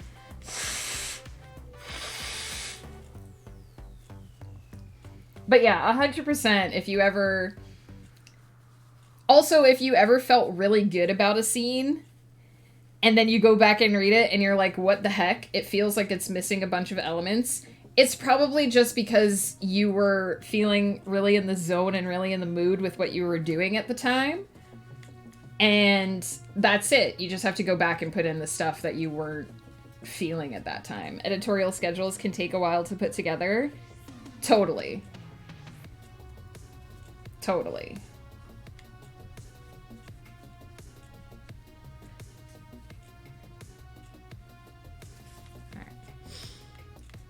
Nose blown. No, it totally makes sense in the even in the context of what we're talking about. But I assume you're putting together an editorial schedule. I hope that it's coming together for you. Working on my press's editorial schedules right now. No worries at all. Never worry about feeling random in this chat. Random is where we live. We're all mad here. Rando Scorpio, hello! Let me grab those ears. Your timing is perfect, because I was just about to turn on the sprint timer. 7 books planned for the year. That is a lot.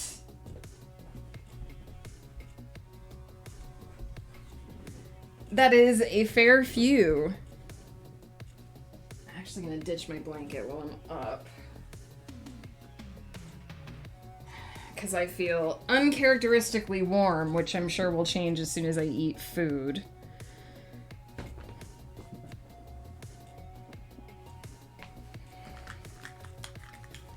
Well-timed chaos is what I do. We appreciate that, Rando Scorpio. Also, how are you? How have you been? What are you up to, my friend? There we go. We can see the ears in frame once it focuses. My poor novella project that was supposed to be small and fun and exciting has turned into a trilogy. I feel you. I feel your pain. Good luck, Rando Scorpio.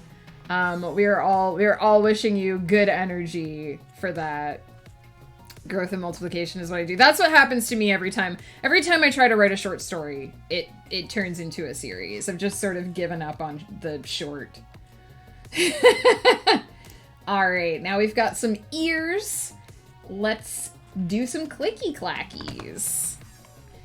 It's so much pain. I want new words, but I need to edit old words before I continue the story. Oh no, Rando Scorpio, good luck. I'm assuming it's because you need to accommodate it being longer. Too many series. Yeah, that's pretty much every book I've ever written. I'm like, this is gonna be a solo book, and then it's, by the time I'm midway through, I'm like, well, there's a sequel.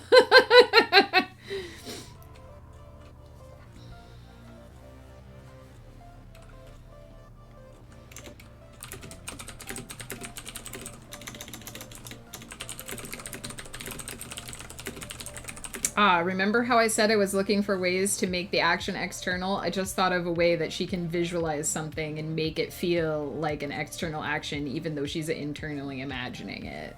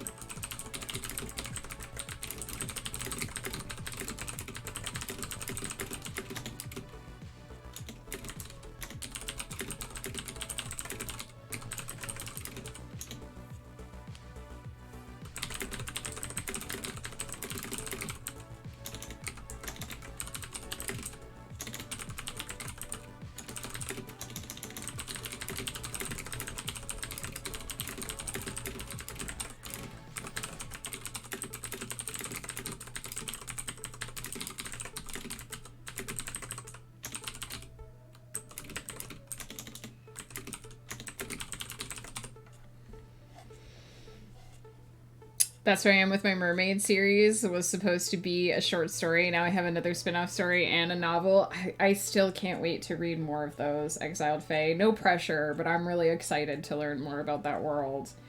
Was rushing everything and it was jarring for the person I have reading it. I mean, thus happens sometimes with rough drafts, but I feel you. I feel you wanting to ease some of the strain on that structure if it's now suddenly longer. Short stories and novels definitely have different pacing needs, so it makes sense that you would want to go back and change a few things and open up that structure a bit.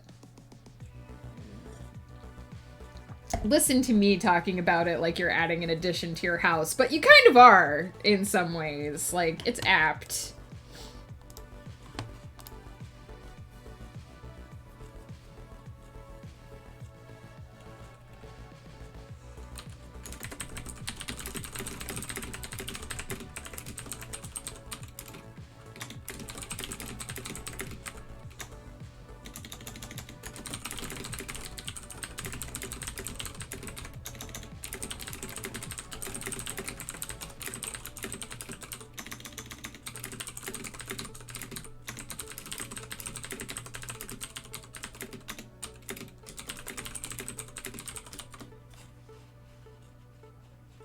These are our homes? Exactly. I don't fix it now, the back end of the story would need to be axed. As it stands, I have 8k words to get through and change. Good luck, Rando Scorpio. Editing always takes me much longer than writing, so I feel that pain, that ache to get back to the raw drafting.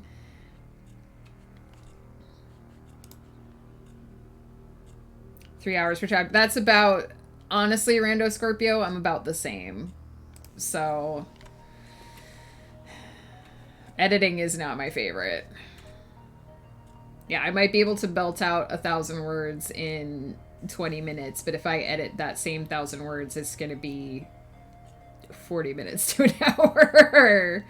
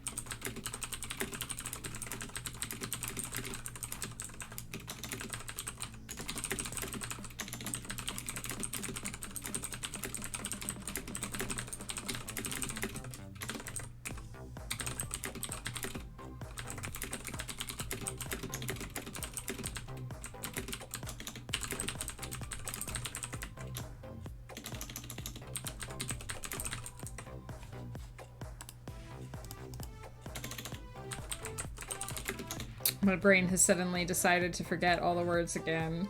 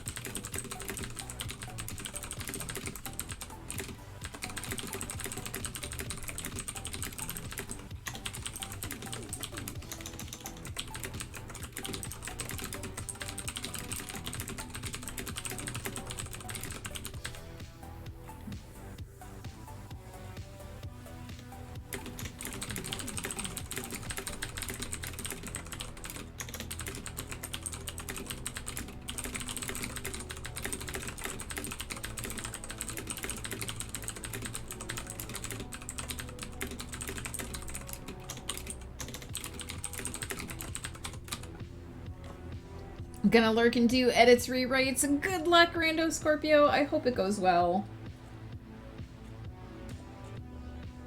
Sometimes when editing, the best you can really just hope for is for things to go smoothly.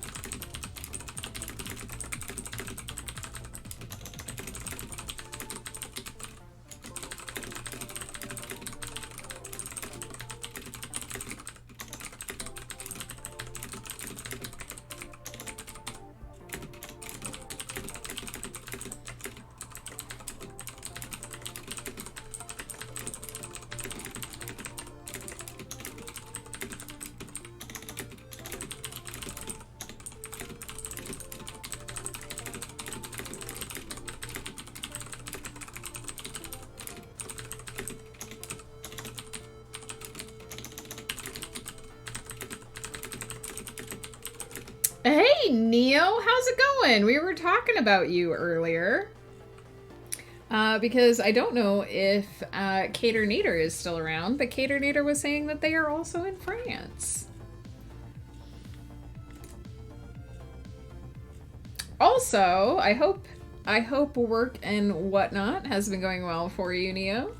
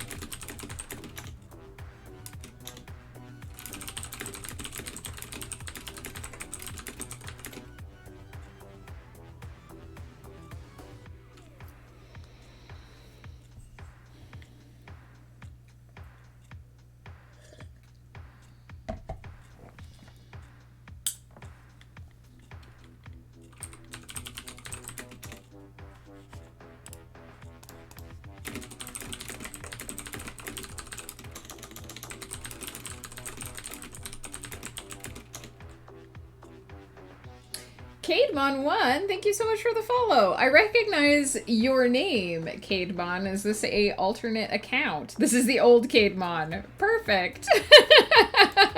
I was wondering. Welcome in. How's it going? Did you willingly change account, or were you forced to change account? I hope it's the first.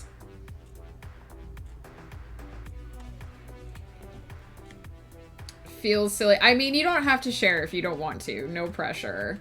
I just was worried that maybe you were locked out of your other account for some reason. I know we've had a few members of the community who had to switch accounts briefly and then come back.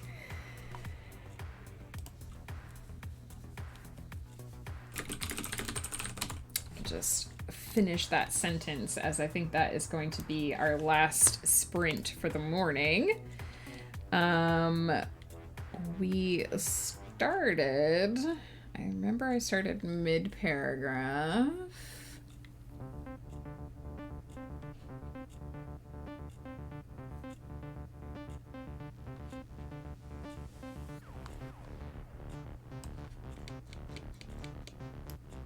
So that was 1,080 words last sprint. Pretty happy with that. And that brings this particular scene up to 1,546, which is perfect, exactly where I wanted to stop. And that brings our stream total up to 4,563. Pretty good for a Monday morning that started out ultra slow. Got so much written today, I'm proud of me. Exiled Faye, I'm so happy to hear that. I know that you had been struggling with getting back into writing, so I'm very happy to hear that words are flowing for you today. In Firefox, I one day got the idea that I would, for other things, clear out my cookies I gathered through the years. Too late, I realized I lost all the cookies, including Twitch. Oh no, and you couldn't remember your password for your accounts?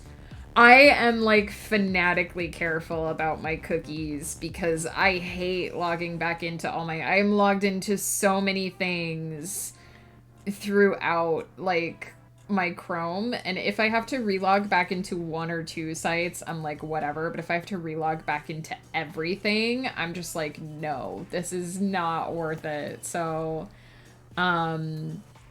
but did it not, like, does it not let you reset your password or anything? Or did you have, like, two-factor authentication and you just don't have access to the second factor anymore? That's not, like, silly. It's really, really easy to forget that if you clear out your cookies, it's gonna log you out of a bunch of stuff. I've done that before. I'm usually able to get back into all my accounts, but there's a lot of regret when it happens. For reals.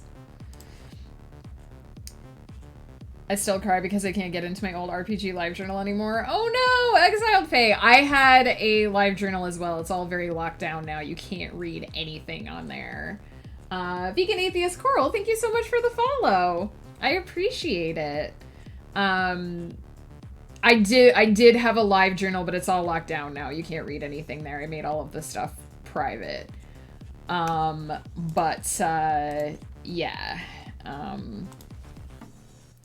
Strangely found an older account connected to my original email, which I forgot I had just renamed the name to Cademon1. Well, I'm glad that you're here with us, Cademon. And if you're trying to recover that old account, I hope you're able to get back into it at some point.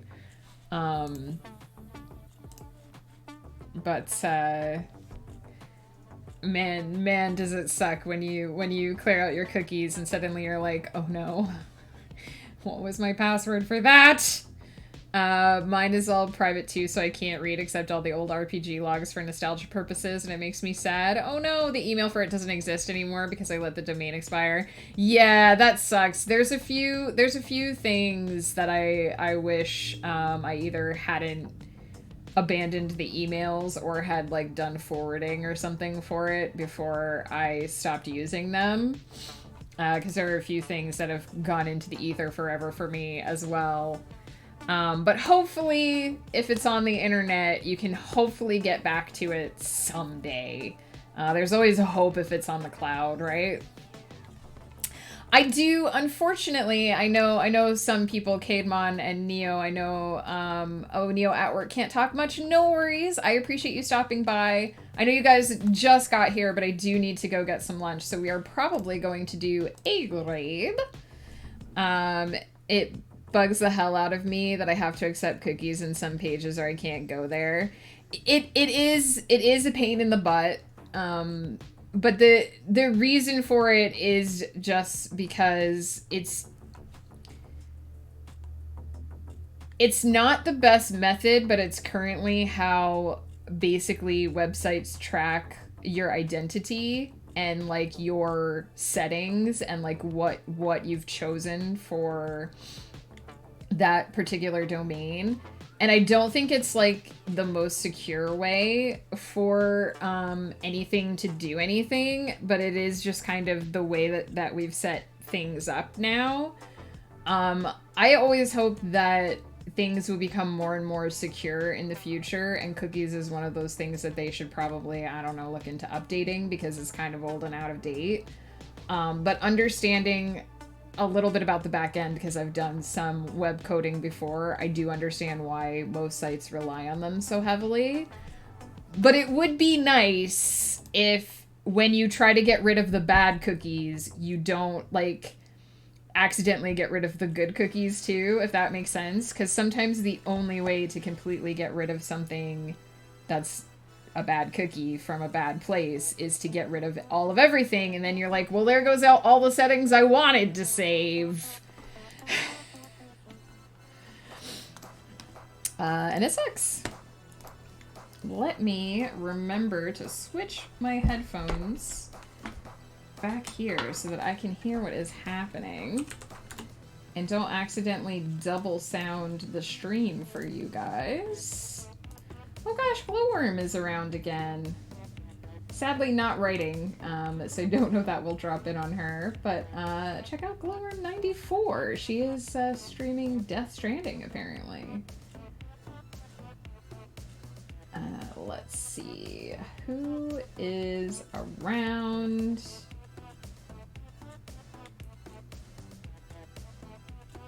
That we haven't rated in a while.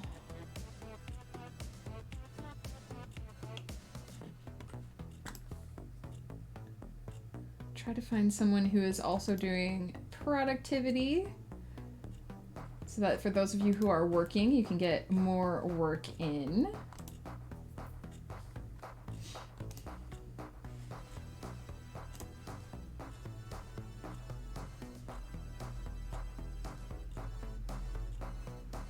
Had to say it's the old Kademon in so many Twitch streams. I'm horrible with names, but I did recognize your name when you came in, so hopefully that helps. Tempest is up, but I do see a few people that I haven't rated more recently. I feel like that came out backwards. There are a few people that I've rated less recently than Tempest, I think. Because in November, I mostly rated Game of Tomes people, which is fine. But I've been trying to rate a few people that weren't, that we didn't rate in November to sort of make up for it. And we might raid, the book editor because I don't think we overlap very often. I think she might actually also be a Game of Tomes person. But I think I've rated her maybe like twice in a year.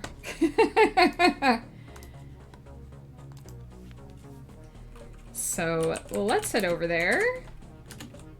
There are so many amazing writers, though, seriously, hanging out on Twitch. If you are not following them, check out Crow V, or I guess it's supposed to be Crow 5, but Crow V. With a KH, also amazing. Tempest Quake is online, also amazing. Travis Tavern is on, and Supernatural writer as well. All amazing people. If you're not following any of them, please do, because they were all people who introduced me to the wonders of writing on Twitch, and they are certainly worth hanging out with. Sometimes I wish I could just raid all the people because it's so hard sometimes to spread the love around. But let's spread the love around. Please feel free to use any emotes that make you happy for the raid call. If you have mine, please feel free to use them or use other ones. I won't be offended. Vegan Atheist Coral, thank you so much for hanging out. I really appreciate it. Cademon, thank you so much for dropping back in. I wish you good luck with the account thing. Usually on early European morning, late US night. Makes sense. It is 1:42 p.m. for me here in the Pacific Northwest. I love you guys. Thank you so much for being patient with me today. I really, really appreciate it. I will see you hopefully tomorrow. Please take care. Farewell for now.